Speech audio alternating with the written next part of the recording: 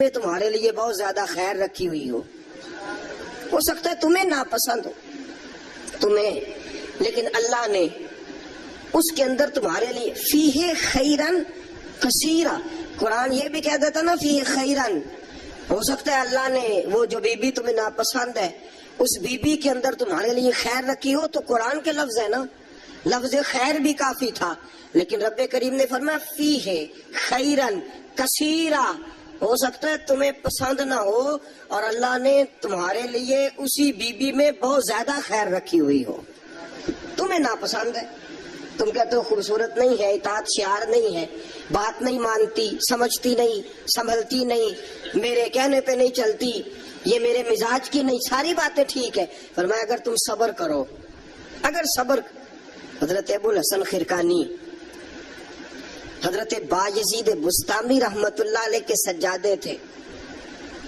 سلسلہ نقش بندیہ میں بہت بڑا نام ہے جناب ابو الحسن خرقانی کا رحمت اللہ علیہ، بہت بڑے آدمی تھے، لوگ ملنے کے لیے آتے تھے، بی بی جو تھی وہ زبان کی بڑی تیز تھی، بڑی تیز تھی، مرد کو جلال بھی آتا ہے۔ ایک دن حضرت عمر فاروق نے اپنی بیگم سے کہا، آپ نے کوئی بات کہی تو بیوی نے آگے سے ترکی بترکی جواب دیا، دو بدو بولی، فوراً کہنے لگی کہ آپ جو کہہ رہے ہیں وہ ٹھیک نہیں، جو میں کہتی ہوں وہ ٹھیک ہے۔ حضرت عمر فاروق کو بڑا غصہ آیا، پھر مسکرا پڑے۔ آپ کی بیگم کہنے لگی حضرت جی کیا ہوا؟ فرمانے لگے ہوا یہ کہ مجھے ایک بات یاد آ گئی ہے۔ کہنے لگی بتاؤ نا، اتنا جلال پھر مسکراہٹ۔ آپ فرمانے لگے مجھے یاد آ گیا جہالت کا زمانہ، بیوی میرے پاس اس وقت بھی ہوتی تھی لیکن جرت تھی اس کی بول جائے، جہالت کے دور میں بھی میرے پاس بیوی تھی، جرت تھی اس کی بول جائے۔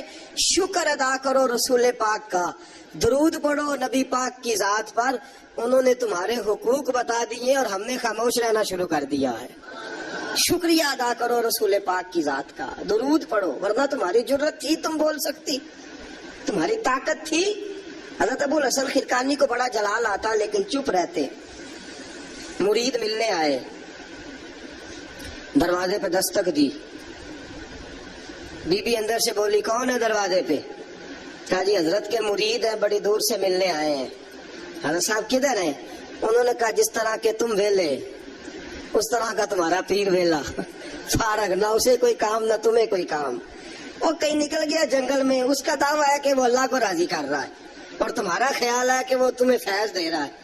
مجھے نہیں پتا، دوبارہ دروازے پہ دستک دی تو بڑی بری پیش آؤں گی، دوڑ جاؤ۔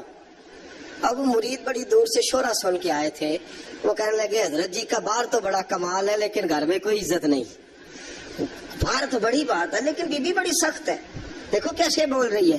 حضرت صاحب جنگل، کسی سے پوچھا حضرت کدھر ہے؟ کہا جناب وہ جنگل میں عبادت کرنے گئے۔ وہ بندہ جنگل کی طرف گیا، رات کا وقت تھا، شام ڈھل چکی تھی، رات ہو رہی تھی۔ حضرت ابو الحسن خرقانی رحمت اللہ علیہ شیر پہ بیٹھے ہوئے، شیر کے اوپر سواری کر رہے اور شیر آپ کو گھر چھوڑنے آ رہا ہے۔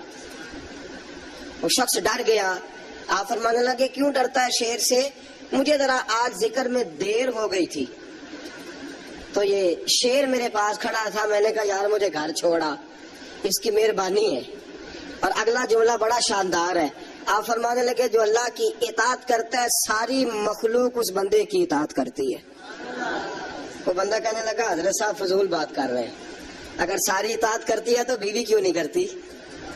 دل میں خیال آیا نا، وسوسہ آیا کہ اگر ساری جو اللہ کی جو بندہ اطاعت کرے، اب شیر پہ بیٹھ کے نصیحت کر رہے اور دل کے اندر سوچ رہا ہے کہ عجیب عالم ہے، عجیب معاملہ ہے کہ شیر بات مانتا ہے، شیر کو رام کرنا، اور شیر، وہ ایک دفعہ چڑیا گھر کا شیر کھل گیا تو اعلان ہو گیا جی سارے لوگ دوڑ جائیں، شیر کھل گیا تو دوڑ گئے تھے سارے، میں بھی تھا، دوڑ گئے۔ تھوڑی دیر کے بعد اعلان ہوا جی شیر پنجرے میں قید کر دیا گیا۔ شیر بڑی بات ہے نا، درندہ ہے، بچنا چاہیے، جان بچانا فرض ہے۔ ایک بندہ شیر پہ بیٹھا ہے اور گھر کا حال یہ ہے کہ بی بی اتنے سخت جملوں سے اس کا تعارف کراتی ہے۔ حضرت ابو الحسن خرقانی رحمت اللہ علیہ اس کے دل کی بات جان گئے، فرمانے لگے اللہ کے بندے میری بیوی بڑی سخت ہے، بڑی سخت ہے، تیرے دل میں یہی خیال آ رہا ہے نا کہ یہ حضرت اتنی شان ہے کہ شیر کو رام کر لیا، ایک بیوی ان سے رام نہیں ہوئی. میری بیوی بڑی تلخ بڑی سخت ہے. آپ نے فرمایا اللہ کے بندے کئی بار میں نے سوچا چھوڑ دوں، پھر مجھے ترس آیا کہ یہ کہیں گزارا نہیں کر سکے گی، یہ تبن ٹھیک نہیں، اس کا کہیں گزارا نہیں ہوگا، لوگ ظلم کریں گے، میری طرح کوئی بھی برداشت نہیں کرے گا. فرمایا میں نے اپنی بیوی کے ساتھ نرم رویہ رکھا ہے، حسن اخلاق کرتا ہوں، اللہ اس کی برکت سے مجھ پر کروڑوں رحمتوں کا نزول فرماتا ہے.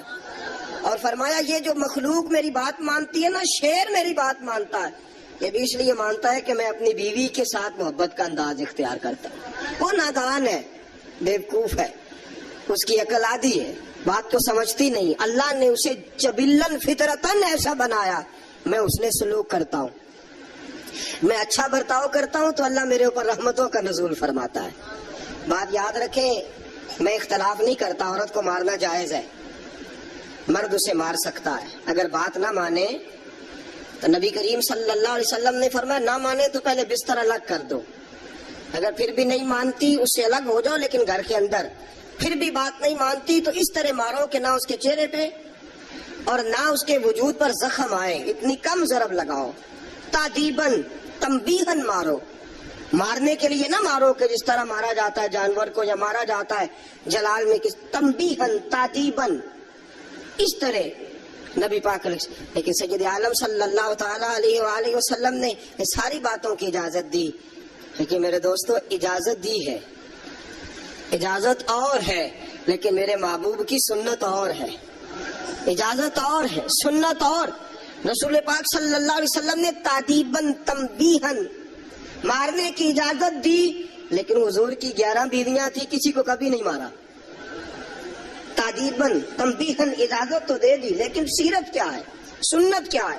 حضور نے کبھی مارا؟ اجازت دی ہے، یہ بالکل حدیث صحیح سے ثابت ہے، ہم انکار نہیں کرتے. لیکن خود نبی پاک علیہ السلام کی سنت یہ نہیں ہے. میرے محبوب کا عورت کا سب سے پہلا حق یہ ہے کہ اس سے درگزر کی جائے. درگزر کرو، اگر درگزر نہیں کرو گے تو ٹائم پاس نہیں ہوگا، وقت نہیں گزرے گا، کیونکہ ہر بیوی ہی ٹیڑھی ہے، ہر بیوی.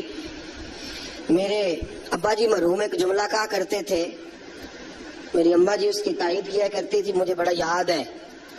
وہ ہم بھائیوں کو جب کبھی جھگڑا ہوتا تھا نا، میاں بیوی کا ہو بھی جاتا ہے جھگڑا، رسول پاک علیہ السلام کا بھی ہو جاتا تھا، اور یہ محبت کی لڑائی ہوتی ہے، تو ایک جملہ کہا کرتے تھے، فرمایا کرتے تھے تم اپنی بیویوں سے اس لیے اچھا سلوک کرو کہ تمہاری بہنوں کے ساتھ بھی اچھا کیا جائے گا. یہ اگر فطرتاً بیوی ٹیڑھی ہے تو بہن بھی تو ٹیڑھی ہے نا، فطرتاً عورت ہے نا وہ بھی ایک. اگر تم سمجھتے ہو کہ تمہاری بیوی کے ساتھ اچھا سلوک کیا جائے تو یہ اپنی تمہاری بہن کے ساتھ اچھا سلوک کیا جائے تو یہ معاملہ اپنی بیوی کے ساتھ بھی روا رکھو نا. حل جزاء الاحسان الا الاحسان، اللہ احسان کا بدلہ احسان ہی عطا فرمایا کرتا ہے. عزیز دوستو ایک بات تو یہ، عورت سے درگزر کرو، جتنا ہو سکے درگزر کرو. حضور نے فرمایا جب جہالت دکھائے تو خاموشی اختیار کرو. اور دوسرا عورت کا حق یہ ہے اس سے بغض نہ رکھو کبھی بھی. حضور نے منع فرمایا، بخاری مسلم کی حدیث ہے، نبی پاک علیہ السلام نے فرمایا عورت سے بغض نہ رکھو، بہانے نہ ڈھونڈو عورت کو ستانے کے، بہانے نہ تلاش کرو. جہاں تنقید کا موقع ملا فوراً کر دی، جہاں موقع میسر آیا فوراً تنقید کر دی، اور جہاں اسے ڈانٹنے کا موقع ملا فوراً ڈانٹ دیا. یہ نہ کرو. رسول پاک نے فرمایا اپنی بیوی سے بغض نہ رکھو. اور اگلے جملے بڑے شاندار ہیں حدیث کے. حضور نے فرمایا اگر اس کے اندر خامیاں پائی جاتی ہیں تو خوبیاں بھی تو پائی جاتی ہوں گی نا. اگر کوئی خامی ہے جس کی وجہ سے تمہیں اچھی نہیں لگتی تو ذرا باقی کی اس کی زندگی اور باقی اس کا طرز حیات دیکھو نا، تمہیں خوبیاں بھی میسر آ جائیں گی. سنو میرے دوستو، یہ ہے فرمان مصطفیٰ. اب ذرا سیرت مصطفیٰ دیکھو، یہ فرمان حضور کا. فرمایا بغض نہ رکھو، عورت کی خوبیاں دیکھو. ہمارا پتہ کیا حال ہے؟ اللہ، کھانا دیر سے کیوں پکائے، دیر سے کیوں پکائے کھانا. اچھا جناب، جب آپ رات کو باہر سے کھا کے آ جاتے ہیں دوستوں کے ساتھ 2000 کی کڑھائی، اس وقت گھر آ کے احتجاج کیوں نہیں کرتے؟ اس وقت احتجاج کیوں نہیں ہوتا؟ تو کڑھائی کھائے آپ، تو مرغن غذائیں کھائے، آپ تو اکثر چلے گئے جناب ریسٹورینٹ پہ کھانا کھانے، اور کبھی اگر بیوی نے دیر سے کھانا، وہ آپ کے لیے کھانا پکا کے بیٹھی ہے، تیار کر کے رکھا ہوا اس نے، آپ نے کھایا ہی نہیں، کیا ہوا جی کھانا کھا لو، میں باہر سے کھا آیا ہوں، آج احتجاج کیوں نہیں؟ اور اگر کبھی کسی وجہ سے بیوی دیر سے کھانا پکائے تو ایسی بھی خبریں ملنے کو آتی ہیں کہ ہنڈیا اٹھائی اور اس کو گلی میں پھینک دیا یا سین میں پھینک دیا، اتنی دیر سے روٹی کیوں پکی، جلال آ گیا۔ یہ کہاں کی شرافت ہے بھائی؟ جب تو نے پکا بکایا نہیں کھایا تھا تب بھی تو ہی تھا، اور آج تجھے، اور پھر اس سے آگے گزرتے ہیں ہم، ذرا نمک تیز کیوں ہے ہنڈیا میں؟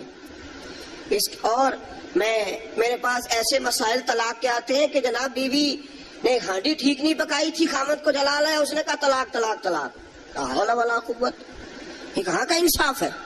ہنڈیا ٹھیک نہیں پکی، سالن میں مرچیں زیادہ ہیں، روٹی جو ہے وہ جلا دی ہے، تو نے ٹھیک طریقے سے پکائی نہیں، سالن کے ساتھ سلاد کیوں نہیں بنایا؟ بھائی ذرا تھوڑا سا خیال کر، اگر اللہ نے تجھے مرد بنایا ہے، وہ تجھے عورت بنا دیتا تو احتجاج کر سکتا تھا؟ اس نے تجھے اگر اشرف المخلوقات بنا دیا ہے تو اتنا تکبر، اتنا غرور؟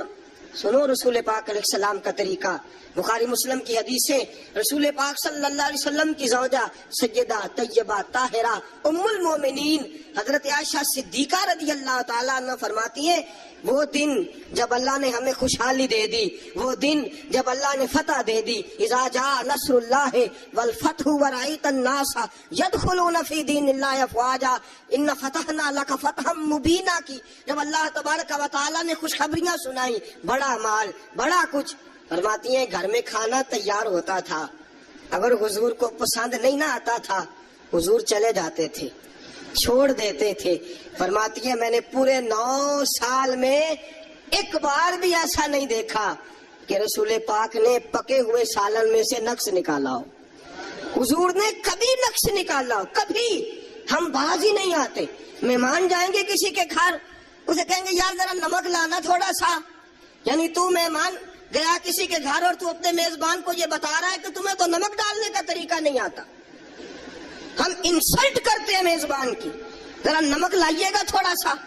اچھا جی، آپ کا حال یہ ہے کہ آپ ان کو بتلانا چاہ رہے ہیں کہ تمہیں تو ہنڈیا نہیں پکانی آتی، تمہیں تو نمک پورا کرنے کا سلیقہ اور ڈھب نہیں آتا۔ یہ ہمارا اور رسول پاک کا انداز یہ ہے، اپنے گھر گئے ہیں اور حضور کی بیویاں صرف بیویاں نہیں بلکہ نبی پاک کی امتی بھی ہیں، صرف بیویاں نہیں خادمائیں بھی ہیں، ان کے لیے بحیثیت امتی حکم ماننا بھی ضروری، اور جتنی نفاست اور جتنا حسن نبی پاک کی طبیعت میں تھا کسی کی طبیعت میں ہو ہی نہیں سکتا۔ باوجود اس کے سیدہ فرماتی ہے کھانا پسند نہیں آیا تو چھوڑ دیا، نہیں کھایا، لیکن رسول پاک نے کبھی نقص نکالا، اور یہاں اس بات پہ طلاقیں ہو رہی۔